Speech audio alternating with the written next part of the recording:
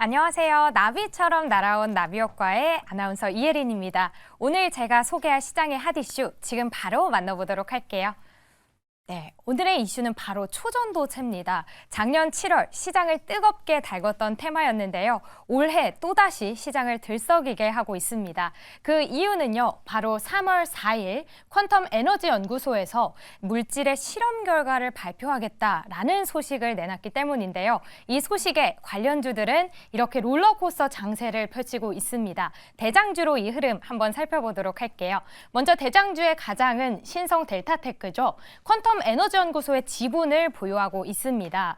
자세하게 살펴보면 최근 1년 주가 1월부터 엄청난 상승세를 보였죠. 코스닥의 시총 변화를 보면 더욱더 뚜렷합니다. 20일 7일 여기에 보시는 것처럼 상한가를 기록하면서 7위로 올라왔는데요. 21일에 25%의 상승세 보여주면서 5위로 올라섰는데 갑자기 몇 시간 뒤에 20% 급락을 보이면서 8위로 다시 하락을 하게 됩니다. 이렇게 하루로 조금 더 당겨 볼게요. 이날 지난 21일 변동폭 45.59%라는 큰 변동폭을 보였습니다. 정말 어마어마한 숫자죠. 이런 가운데 다른 대장주들은 어떤 흐름일까요? 살펴보면요. CCS는 LK99의 논문에 참여했던 교수가 작년 이 경영진이 합류를 한 기업입니다. 관련주들에서 여기 주가가 월초 대비 5배 상승을 했고요. 그런데 또다시 27일 급락세를 보였습니다. 다른 대장주는 어땠을까요? 서남도 고온 초전도체 기술을 보유하고 있다라고 해서 관련주로 묶였는데요. 역시나 20일 주가가 급등하더니 그 다음날 바로 21일에 18% 급락세를 보였습니다. 그렇다면 왜 이렇게 관련주들이 롤러코스터 장세를 펼치는 걸까요? 타임라인을 살펴보면 될 텐데요. 다음 페이지에서 한번 살펴볼게요. 네, 여기 2023년 7월 21일 초전도체의 이 서막입니다. 퀀텀 에너지 연구소에서 상온 초전도체 물질이라는 LK99를 우리가 만들었습니다. 라는 논문을 게재를 했는데요. 그 논문이 아카이브라는 사이트에 게재가 됐습니다. 그런데 이 아카이브는 검증되지 않는 논문도 여기에 올릴 수 있다는 게 문제였죠. 그래서 지니어브를 놓고 굉장히 말이 많았는데요. 그래도 이 초전도체를 만드는 레시피가 잘 들어가 있었다고 합니다. 그래서 이제는 검증만 남았다라고 하면서 많은 나라들에서 검증을 하기 시작하는데요. 여기 7월 31일 중국 연구팀이 가장 먼저 LK99의 재현을 성공했다고 주장을 합니다. 초전도체는 이 전기의 저항이 0인 물질인데요. 연구를 계속 해봤더니 0은 아닌 것 같다라고 입장을 바꿨습니다. 그래서 관련주들이 또 급락을 하는 장세를 보였고요. 다른 나라들은 어땠는지 여기 제가 조금 살펴봤는데요. 중국, 인도, 영국, 독일 등 많은 나라들이 검증을 해봤지만 초전도체가 아니었다라고 지금 부정이라는 결과를 내놨습니다. 8월 16일 국제학술지 네이처에서도 LK99 초전도체가 아니라고 발표를 하는데요. 관련주들 역시나 조금 부진한 흐름을 보였고요. 우리나라에서도 검증위원회가 생겼습니다.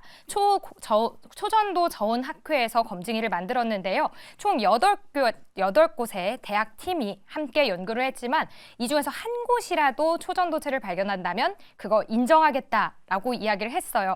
그렇지만 4차례의 브리핑에 걸쳐서 결국 12월 13일 근거가 없다라는 검증 백서를 발간합니다. 여기서 이렇게 이 초전도체 근거가 없다라고 단순한 해프닝으로 끝나는 듯 했는데요. 올해 1월 9일입니다. 퀀텀 에너지 연구소의 대표인 이석배 대표가 연세대에서 초전도체 맞다. 우리는 지금 이론을 정립했고 상용화 그리고 기초연구가 필요한 상황이다 라고 이야기를 하면서 3월 4일 이걸 공개하겠다고 이야기를 하면서 다시 시장이 뜨거워진 건데요. 여기에 2월 28일 가장 최근입니다. 이석배 대표가 LK99의 특허까지 확보했다는 소식이 전해지면서 관련주들은 엄청난 상승세를 보였던 거죠. 이렇게 타임라인을 살펴봤는데요. 많은 분들이 알고 계시겠지만 초전도체 그게 뭔지 다시 한번 짚어보도록 할게요. 전도체라는 물질이 있습니다. 전기가 잘 통하는 구리 같은 물질인데요. 그런데 여기에 초라는 글자가 하나 붙었죠. 전기가 엄청나게 잘 통한다는 뜻입니다. 그래서 초전도체는 전기 저항이 아예 없는 영의 물질이에요. 그래서 그냥 저항이 없기 때문에 물 흐르듯이 전기가 흐를 수 있고, 그래서 발열도 없고 전력 손실도 없습니다. 그런데 초전도체는 두 가지의 조건이 필요한데요. 영하 23도라는 아주 낮은 온도와 또한 이 정도 되는 종이에 코끼리 2억 8천 마리가 누르는 압력이 필요하다고 합니다. 그런데 이번 3월 4일에 발표한다는 이 LK99는 바로 이런 거 다 필요 없이 지금 우리가 살고 있는 온도와 압력에서 우리는 초전도체 물질을 발견했다라고 이야기를 하고 있는 겁니다. 초전도체 LK99는요. 구리와 나부로 만들어지는데요. 여기에 황을 넣어서 PCPOSOS라는 새로운 초전도체 물질까지 만들었다고 하는데요. 이번 3월 4일에서 이걸 재현하는 그런 영상 2개까지 공개한다고 하니까 더욱더 기대가 되고 있는 상황입니다. 그렇다면 이 초전도체 과연 상용화가 된다면 어떤 일이 벌어질까요? 첫 번째 사진 보시면 지금 송전탑이 나와 있습니다. 아주 오랜만에 보시죠. 사실 이 송전탑은 우리가 전기 저항이 있기 때문에 전기를 받는 것보다 더 많은 전기가 필요하겠죠. 그렇다 보니까 요금도 비싸고 환경적인 문제도 있습니다. 그런데 상용화가 되면 요금도 정말 싸질 거고요. 또 서울에서 파리까지 전력 손실 거의 없이 송전이 가능해지는 그런 세상이 찾아온다고 합니다. 두 번째는 전기차가 나와 있는데요. 여기에 아주 큰 배터리 보이시죠? 발열 그리고 무게에서도 지금 문제가 되고 있는데 이렇게 작은 배터리 한 번을 충전해서 일주일을 사용할 수 있다면 얼마나 좋을까요?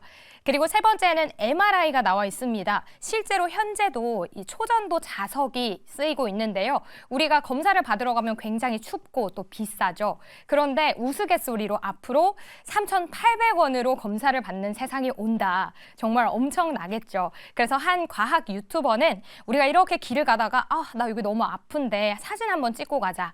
이렇게 인생 네컷 찍듯이 찰칵찰칵 찍는 날이 올 수도 있다라고 이야기를 해서 제가 이렇게 합성을 해봤습니다. 이런 날이 온다면 정말 좋겠죠. 이렇게 기대감이 커지는 만큼 우려의 목소리도 있는데요. 어떤 우려일지 한번 살펴보도록 할게요. 너도 나도 초전도체라는 게 문제인데요. 먼저 첫 번째 다보링크라는 기업은 와이파이 공유기 업체입니다. 그런데 갑자기 22일 초전도체 관련 사업을 하겠다고 공시를 냈습니다. 장 마감 이후에 냈기 때문에 그 다음날 시초가로 상한가를 기록하게 됩니다.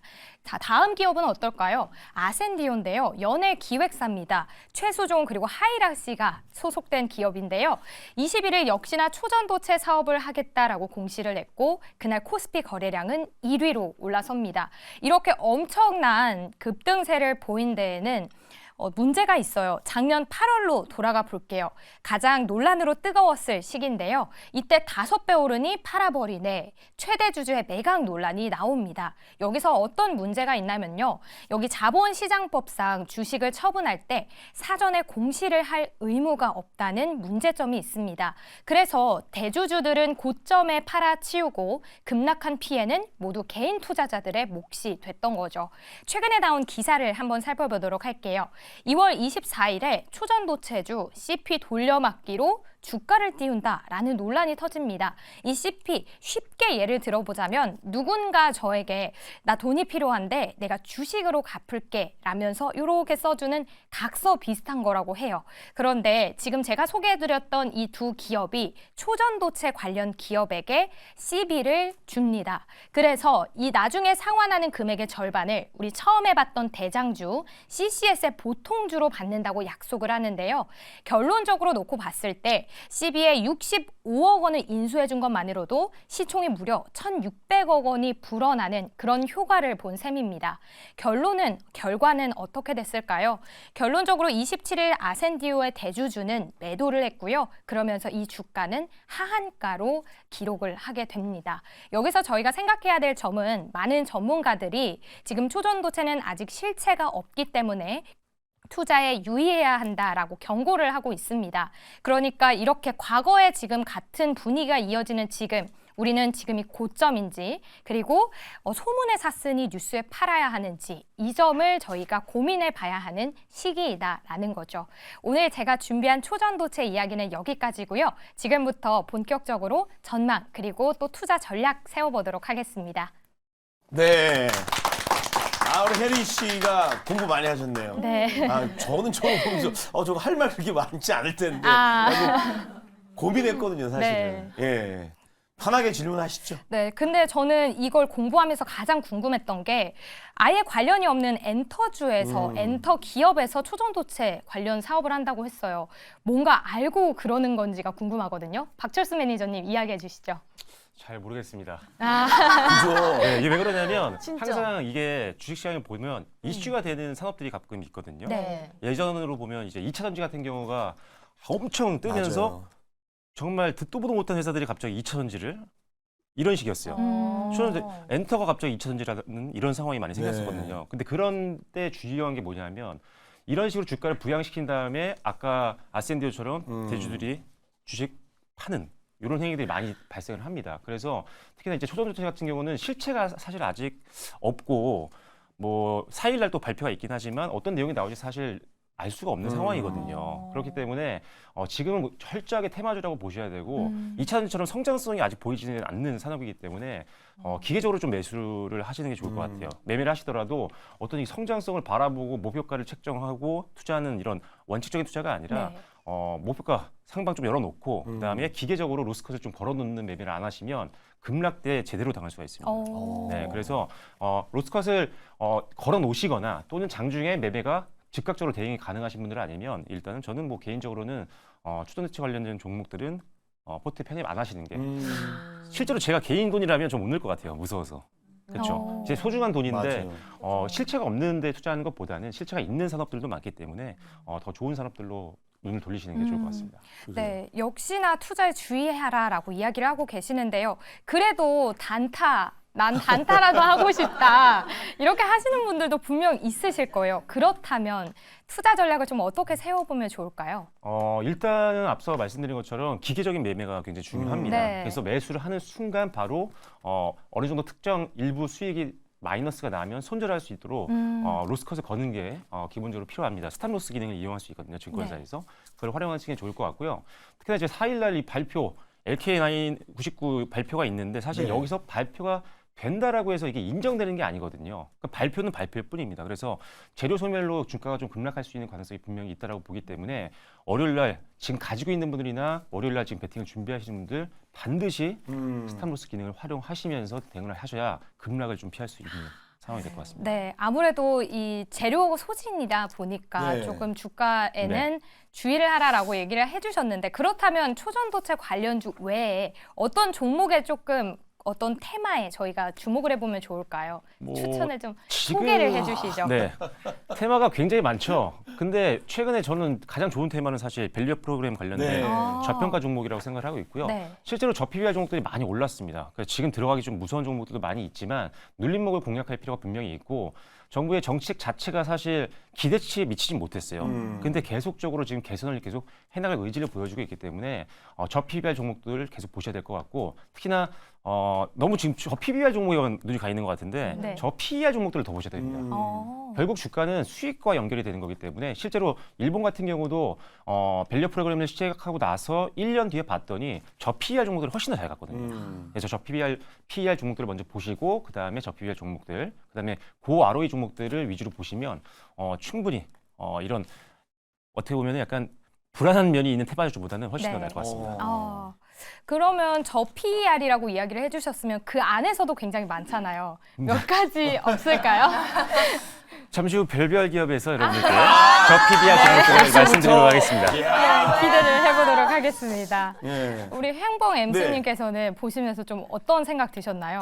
그러니까 저는 뭐 네이처나 사이언스지에서도 이제 의문을 제시하는 거예요. 이게 이제 믿지를 않고 있거든요. 그리고 많은 제 얘기가 아니라 많은 시장에서 바라보는 게 아니 왜 이렇게 좀 어그로를 좀 끌고 있을까? 네. 차라리 이게 표준원이라고 있어요. 그 표준원에 본인들의 데이터 자료를 내서 검증받으면 끝날 일을 언제 뭐 하겠다 이러다 보니까 아까 같이 그 엔터사도 이렇게 뛰어드는 형태가 됐거든요. 그 아까 얘기했던 거 엔터사도 제가 그 오랜만에 제가 엔터사 치고는 잘 몰랐거든요. 네. 그래서 공부하려고 들어갔더니 만년적자 회사예요. 오. 그럼 만년적자에서 요번 이슈로 또 튀는 걸 보고 이건 좀 아닌데라는 생각을 했기 때문에 아마 3월 4일 날 밤 11시 정도에 발표한다고 하는데 네. 저는 개인적으로 기대는 그렇게 하고 있지 않아요. 이미 이게 만약에 시장에서 알려졌다 그러면 대기업이 가만히 있겠습니까? 벌써 네. 다 사들였겠죠. 예, 그러지 않는 모습을 보기 때문에 지금 이쪽을 접근하시는 분들은 아까 박철순 매니저님이 얘기했듯이 로스컷을 무조건 잡고 들어가야 되고 지금은 어차피 월요일 날 딱 네. 하루일 거예요. 이날 아마 변동성 클 수도 있다라고 저는 생각하기 때문에 조심히 접근하셔야 되고 웬만하면 이런 테마주는 접근 안 하는 게 좋다. 이렇게 정리를 하도록 하겠습니다. 네, 네. 감사합니다. 마지막으로 그러면 한 번 더 여쭤볼게요. 그렇다면 우리 황봉 MC님의 네. 다른 테마 원픽은 뭘까요? 제가 개인적으로는 테마 쪽은 제가 네. 그닥 좋아하지 않아요. 왜냐면 그래요? 주식을 몰랐을 때 저도 테마 쪽으로 씌워서 갔다가 네. 상장 폐지를 당했기 때문에 이게 상장 폐지 왜 당해 그러지만 이게 떨어질 때 50% 떨어지면 포기해버려요 그냥. 그냥 끝까지 가보자. 근데 더 떨어져요. 그럼 아예 안 봐요. 그럼 나중에 이제 문자로 오는 게 이제 상장 폐지됐다 이런 거기 때문에 테마 쪽으로 접근하는 것보다 지금 아까 그 박철순 매니저님도 얘기를 잘 하셨지만 네. 우리가 이제 그 밸류업 프로그램 있잖아요. 잘 봐야 돼요. 일본하고 비슷해요. 일본도 1차 밸류업, 2차 밸류업, 3차 밸류업을 발표했거든요. 1차에는 그냥 이런 거 할 거야라고 발표했어요. 주가 그때 그렇게 안 움직였어요. 2차부터 올라갔거든요. 왜냐하면 2차부터는 핀셋으로 찍어줘요. 그렇기 때문에 밸류업 쪽으로 저는 계속해서 이게 금방 끝날 어떤 이슈가 아니거든요. 그래서 네. 2차 또 5월 달에 발표하잖아요. 어떤 걸 발표하는지 그때 보면서 그 저 PBR 관련해서 접근하는 게 좋다. 저도 같이 얘기를 하고 싶습니다. 네, 좋습니다. 오늘 이렇게 저희 또 네. 투자 전략까지 세워봤는데요. 네, 그렇죠. 투자 전략까지 세워봤는데 예, 네. 가장 중요한 게 그러면 이제 뭐 어떤 종목들을 가져가는 게 좋을까 이렇게 생각도 많이 하잖아요. 근데 네. 저는 저 PBR도 좋지만 요즘 제가 또 눈에 띄는 거 사실은 오늘 박철순 매니저님이 딱 들고 왔을 때 깜짝 놀랐어요. 이제는 2차 전지 쪽이 좀 움직이기 시작하고 있거든요. 그래서 저는 차라리 그동안 많이 힘들었고 뭐 선단에서 뭐 자동차가 안 팔린다 이런 건 다 무시하고 네. 어차피 이쪽은 계속해서 성장할 수 있다는 걸 우리가 다 알기 때문에 아마 지금 HBM 관련해서 반도체도 어느 정도 시세도 나고 웬만한 게 시세가 났기 때문에 예전에 많이 눌려 있었던 그리고 한 번 대장들은 한 번 또 가거든요. 그렇기 때문에 저는 2차 전지 쪽으로 오히려 지금부터 차곡차곡 모아가면 오히려 나중에 3년 뒤, 4년 뒤에는 웃을 수 있지 않을까. 오히려 지금 힘든 거 사모으는 게 낫지 않을까 그렇게 생각을 합니다. 네.